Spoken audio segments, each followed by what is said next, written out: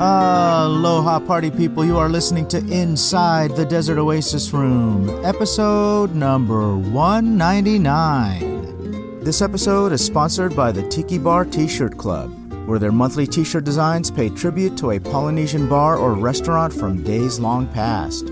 Each design is available for a limited time and will never be produced again.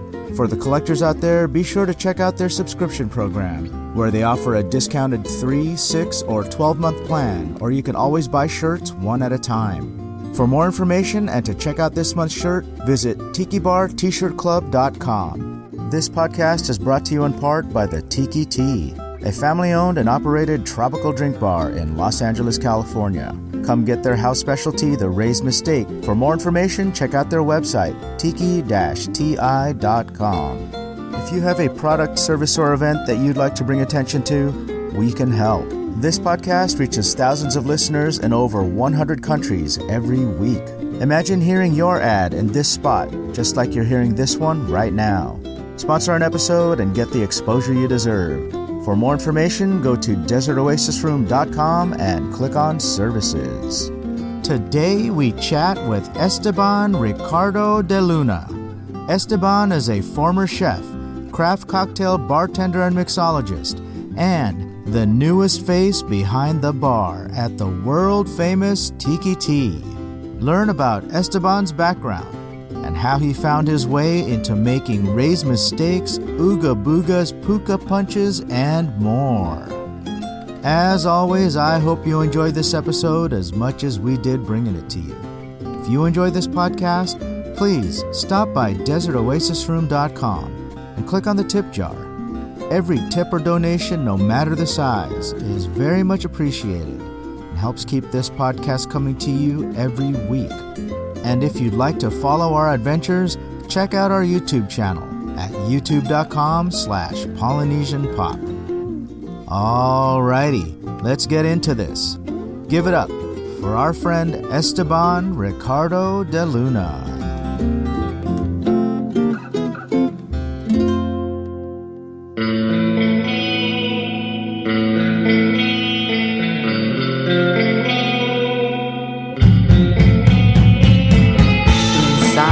Desert Oasis Room. All right, I am rolling. Awesome. You can hear me okay? I can hear you perfectly fine. Yeah. Awesome. All right, we got Esteban on the show. Aloha, Esteban. Aloha. Thanks for joining the podcast. Yeah, no problem. I'm very excited, actually. Dude, I'm the one that's excited here. So we are doing this for our listeners. We are in the basement of Tiki Co. in Bakersfield, which is pretty fucking amazing. It is. The upstairs is nice, too. I can't wait for that. Yeah. This is my first time being in the basement, and the last time I was, so I should say this is my first time with it opened like this, because last time I was here was like 3 years ago, and it was just concrete floor with black walls. There was nothing here. Was it here in the basement, or was it? It was in the basement. Oh. I've been to the upstairs a few times, but back then, it was still a space they were using just for storage. Yeah. So. No, they really did a good. Diablo did a really good job. Yeah, it's really amazing. It's really amazing.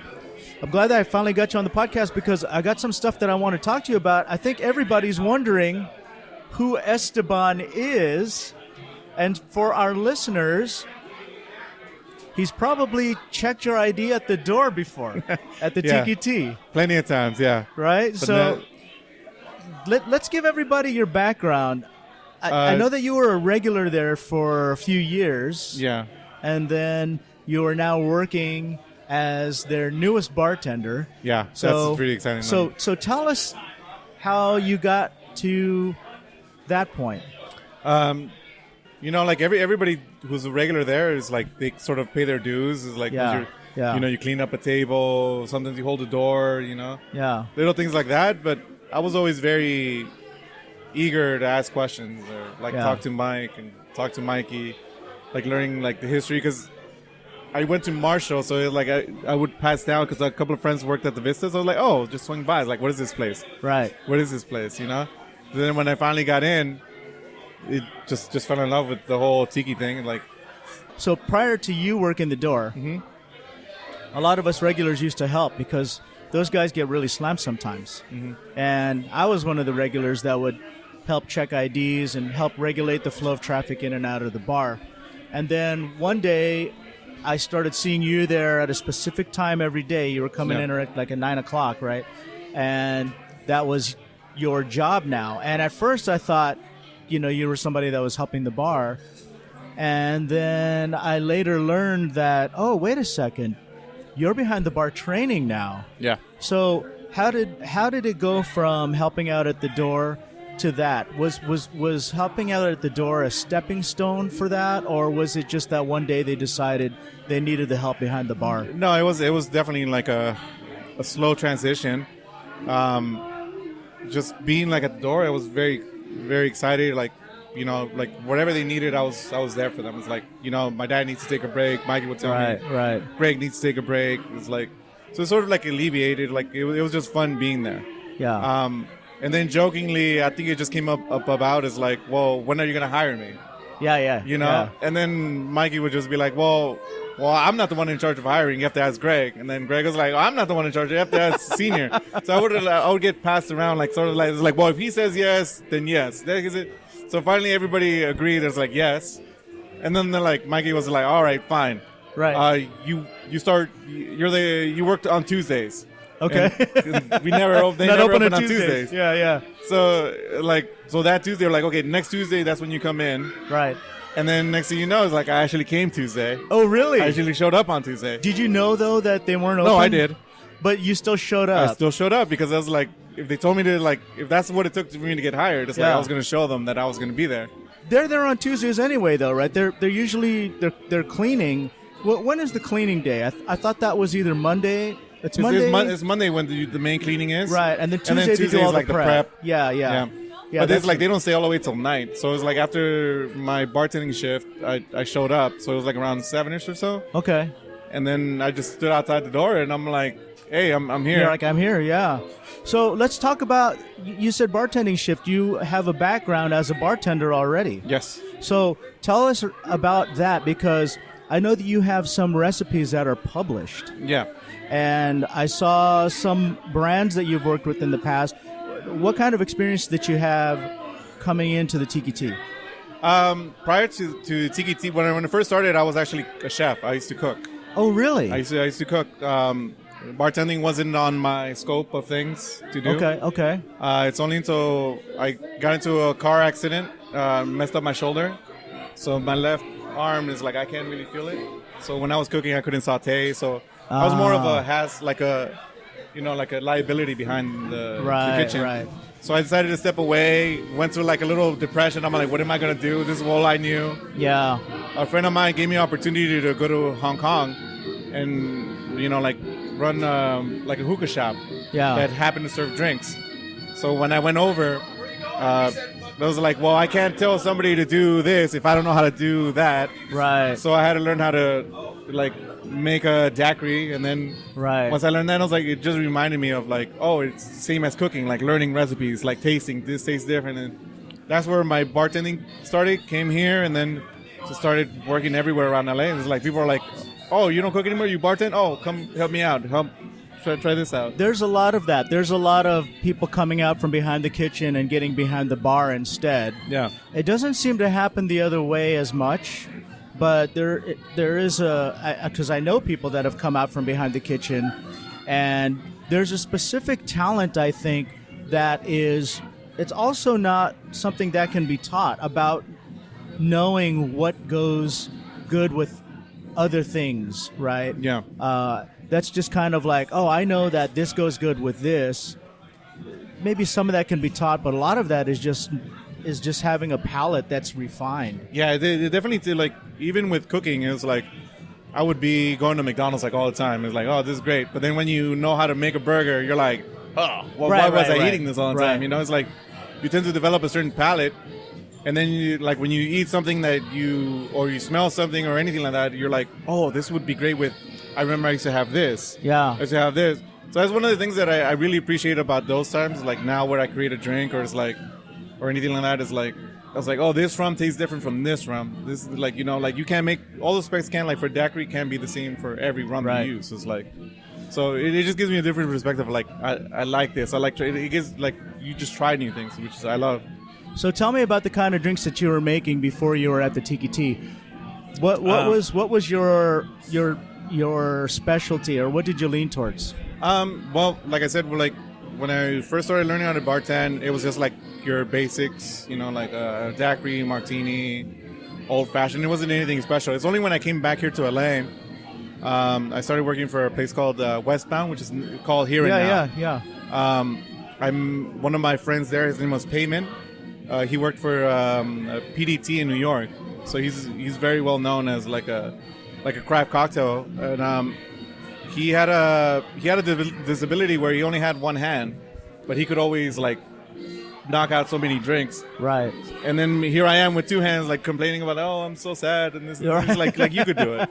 He's like, stop complaining, you could do it. Right. So I learned from him in the sense that it's like very classically trained. Yeah. So I'm so used to like with the stir, like the Boston tins, like actually shaking. Yeah. So it's like I'm more of like on that classic, like, you know, set up a napkin, like be one-on-one with you, like, you know, make you a perfect martini, make you a perfect old fashioned, make you, you know, like in that sense. Were you wearing the vest and the garter on your arm and all that kind of stuff? No, not to that extreme. Okay. But I did always dress up with like a dress shirt, and I had a full apron. Yeah. You know, like with the like tweezers. Just to get an and, idea of like, you know, the kind of bar that you were bartending at, right? To get that visual. Yeah, it's like very like a speakeasy, like kind of like I would say more of like if you've seen the Shining, the bartender that goes up to you is like, you know, like hey, how are you? Like he's with you. Yeah. You know, like it's not about rushing. It's just like I'm here for you. It's like. Did you have a favorite cocktail? To be honest, the daiquiri was always a one for me, because that's one for me too. It's like simple and straight to the point, but it's very easy to mess up. You know, the thing is, a 3-ingredient cocktail that's lasted over 100 years. I mean, there's something to be said about that, right? Yeah. So, I mean, the daiquiri predates the whole tiki movement. So, and the fact that it's still around and people are still doing their own style of daiquiris with their own styles of rum and their own style of the way that they do their sweeteners. Yeah, like a variation of which. Yeah.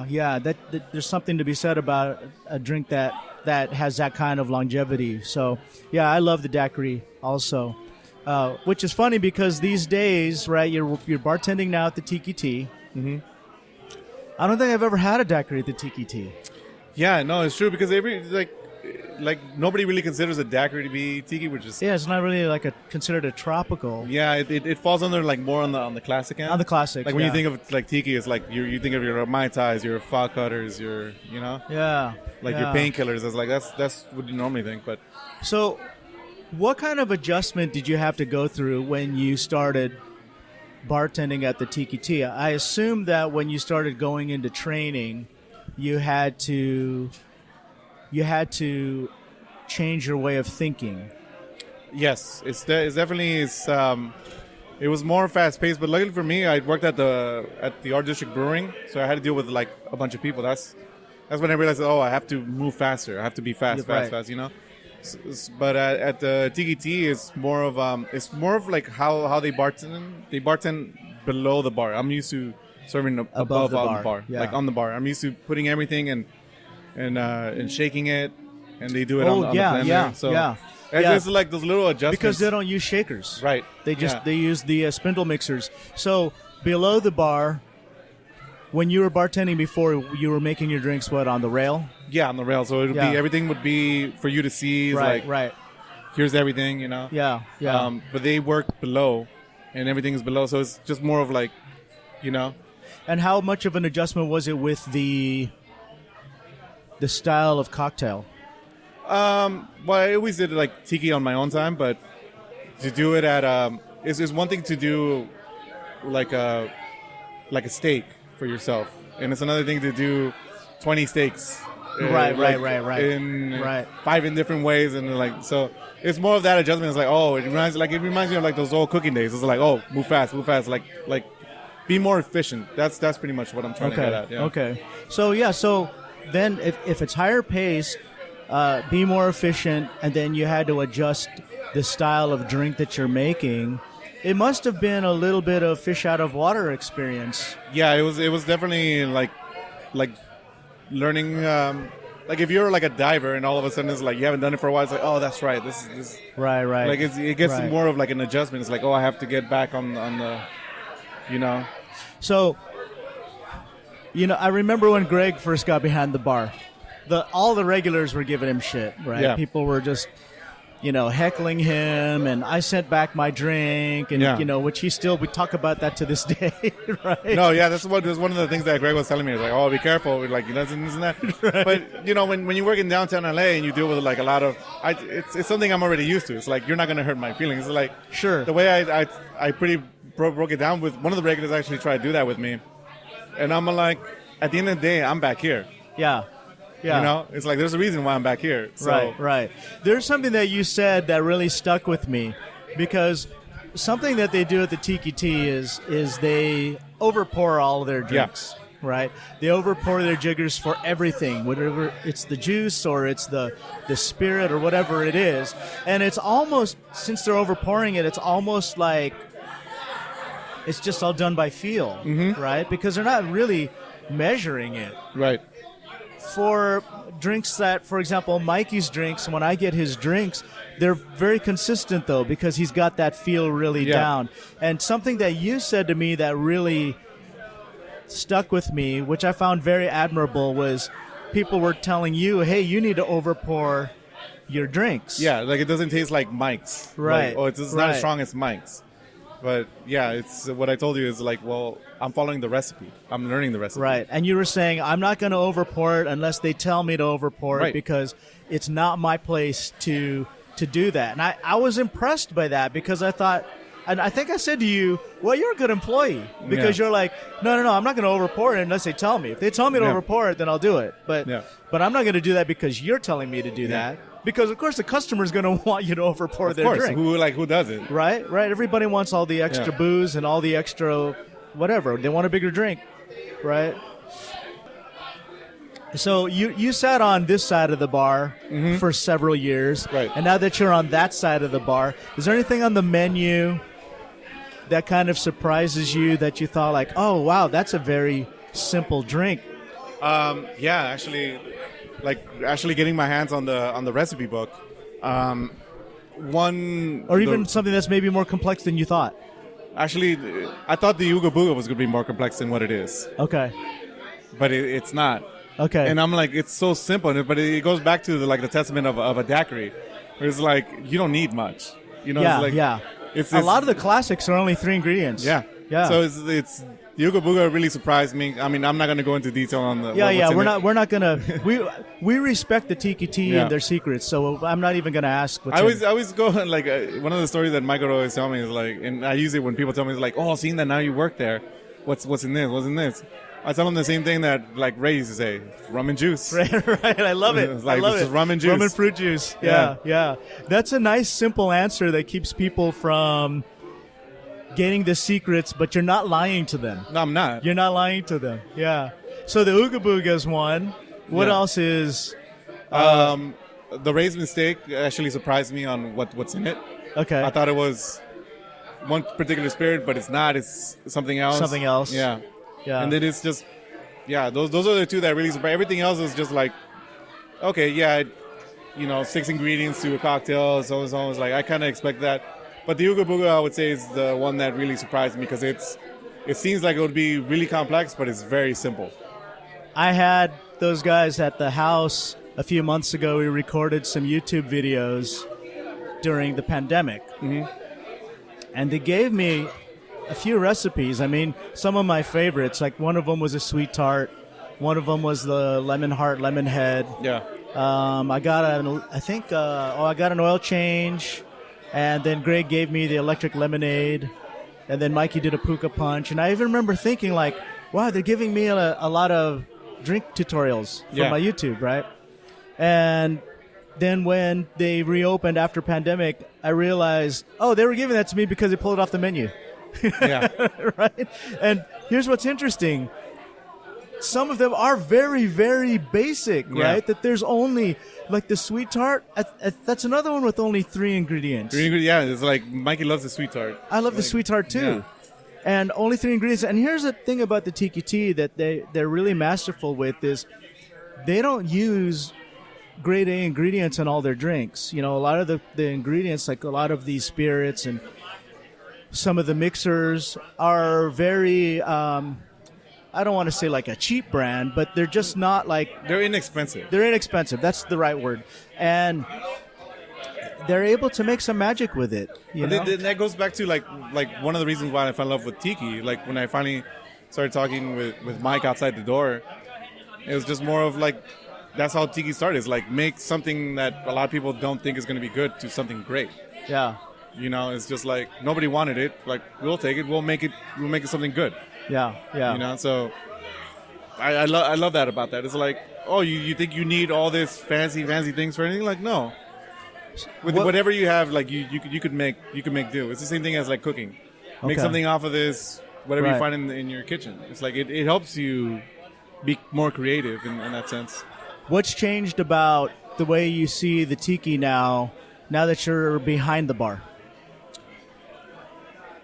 I mean, just the little changes, like now we're doing credit cards. Yeah. You know, the fact that I'm there now, it shows that you know they're actually thinking about the future.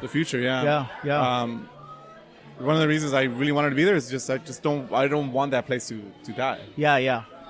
I don't think any of us wants to see it go, and so you know I'm a longtime regular too. Like I try to do my part, and all of us I think try to do that. You know, and it's nice to see, especially you know when we saw you start working there. Of course, a lot of people are wondering because we're very protective of the Tiki-Ti. Right. And that's totally understandable.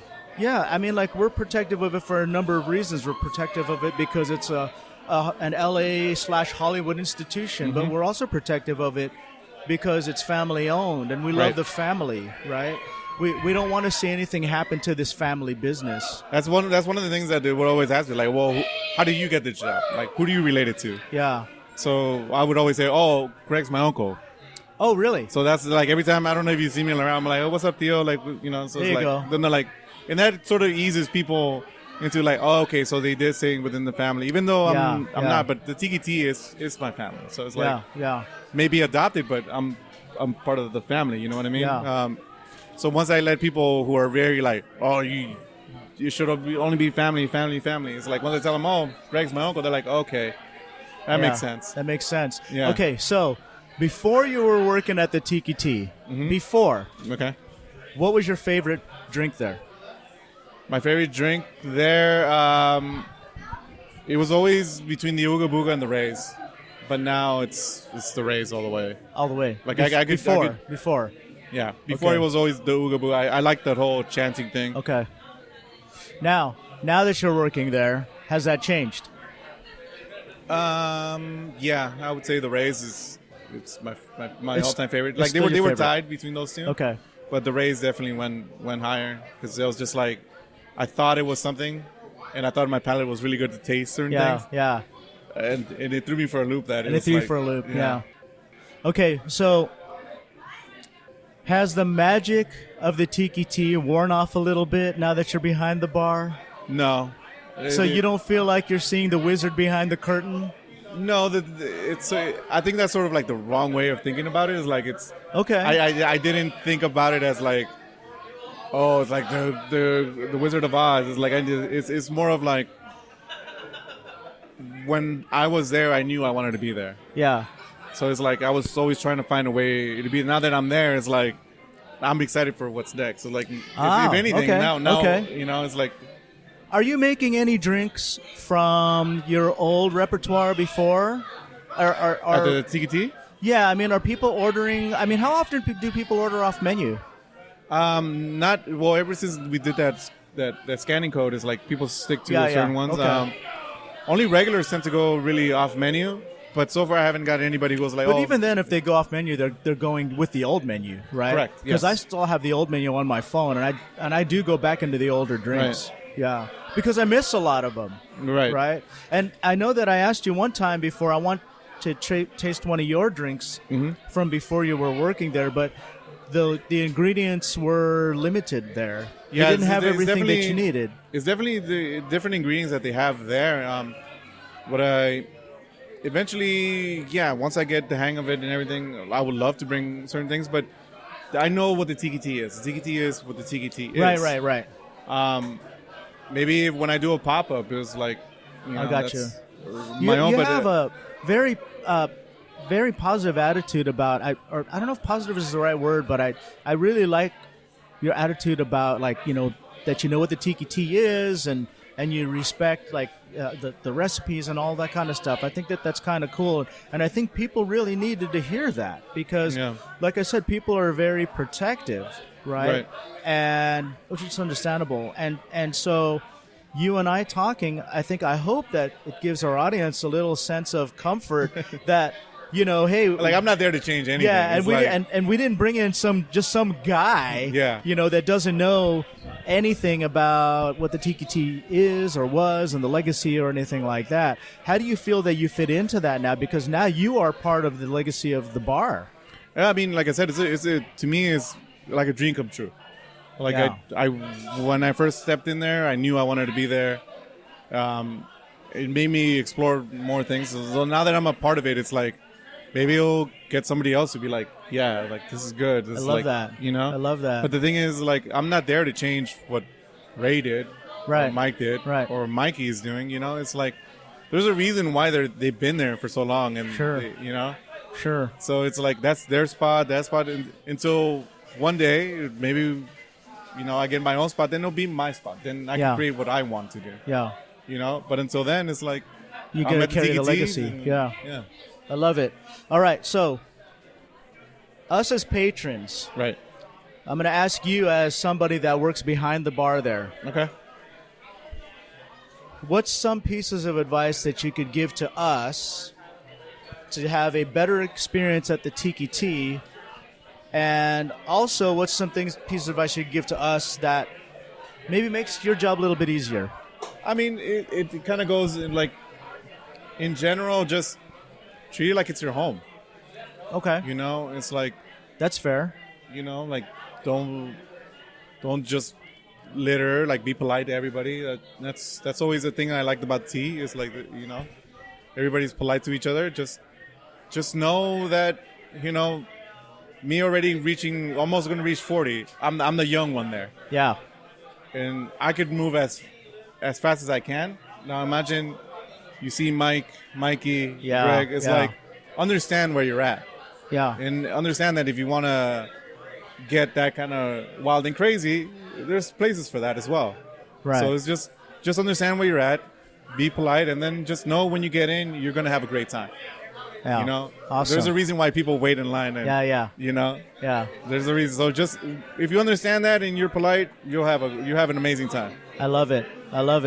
Awesome. So let's tell our listeners when you're there. So if they want to come in and say hi and order a drink from you and try one of your raised mistakes, when can they do that? If you want to see me behind the bar, because I'm training right now, and because Mikey got injured, so it kind of set back a little bit. It would be Wednesdays and Thursdays after the toast. Okay. But I'm there every day. Yeah. Usually 9. Sometimes you see me there a little earlier. But I'm there when they want me to be there, so it's usually from 9 just to cover, like that long shift. I love it. So at nighttime, you'll see me. If it's slow, you'll see me behind the bar. I love it. But hopefully I'll get, the more I get back there, the more I'll get. You'll see more of me. Before we wrap, is there anything that you want to throw out there? Do you have anything you want to promote, a website or social media or anything like that? No, not necessarily. Not at the moment. Right now, like, I was doing a little podcast, but circumstances show up where it's like financially we can't keep it. So it's like, once we reach it up again, then we'll go at it. But if you guys want to hear old episodes, it's The Bartender's Handshake. The Bartender's Handshake. Yeah. Okay. It's just like a little, thing. It was done during the pandemic. Yep. So just to kind of like not doing anything, like let's do something. But pretty cool. Now that things are going, and I'm focusing more on the Tiki-Ti, so I had to kind of put a stop on that. For the moment. Well, that's life. I mean, things change, right? From year to year. Last year you were doing a podcast. This year you're bartending at the Tiki-Ti. Yeah. I mean, how crazy is that? Yeah, it's pretty insane. I didn't want to jinx it because I kind of knew. You knew it was coming. It was coming. It was supposed to happen sort of like last year, and I was like, but then I didn't want to jinx it because. Yeah. They're like, oh, I thought you were going to be doing this. Right. I thought you were because in my last job, I was working at the brewery, and I was going to take over like the patio area, and I was going to do like a little tiki thing, and it was like like decorated and like all nice. And the more I started like being excited about it, be like, yeah, it's gonna happen. It just didn't happen. I've been there, man. Yeah. I mean, there are things that are supposed to happen for me also that just fell apart. And, Yeah. I mean, like I said, things change from year to year, and it's just how life happens. Yeah. Right. Well, I want to say thank you for taking the time to sit down with me for anytime. the podcast. Thank you so much. And as a longtime regular of the Tiki-Ti, I want to say, I don't know if it's my place to say welcome, but I'm going to say welcome because, I'm so protective of that bar and who goes there and who works there and what happens behind the scenes and stuff. And I have to admit, I had a hard time with seeing a new face. Like, who is this guy? What's he doing here? Yeah. But you've been 100% pure aloha, and I don't know what else to say other than like I'm happy that I've gotten to know you, that I'm going to get to know you, and that I'm going to get to sit at the bar and have you make cocktails for me sometime. So no, it really means a lot when regulars finally get to for you to say welcome, it really means a lot. It's like welcome to the family. Like you were sort of estranged, but now you're in. Yeah. So that means a lot, and so you're in. Yeah, I greatly appreciate that. Yeah. And I 100% endorse you. So for all my listeners out there, if you're wondering how I feel about it, because they all know that I love the Tiki-Ti, if you're wondering how I feel about it, I 100% endorse our friend Esteban here. Come inside, say hello, introduce yourself, order a cocktail, and let him make some magic for you. Yeah. Eventually, when I get there, I'll start doing little. Once I get to know you, it's like I'll make something. But for now, it's all strictly menu. So. Awesome. Okay, Wednesday. I'll be there Wednesday. Yeah. So you get to ring the bell. I'll ring the bell on Wednesday. All right. So cool. Yeah. Well, thanks again for being on the podcast. No problem. For all our listeners out there, if you enjoy this podcast, you can follow us on desertoasisroom.com. You can find more episodes in our archive at polynesianpop.podbean.com. And we also have a YouTube channel, so check that out, youtube.com/polynesianpop. All right, we're going to wrap this one up. Thanks, Esteban. I will see you on Wednesday. All righty. Cheers and aloha.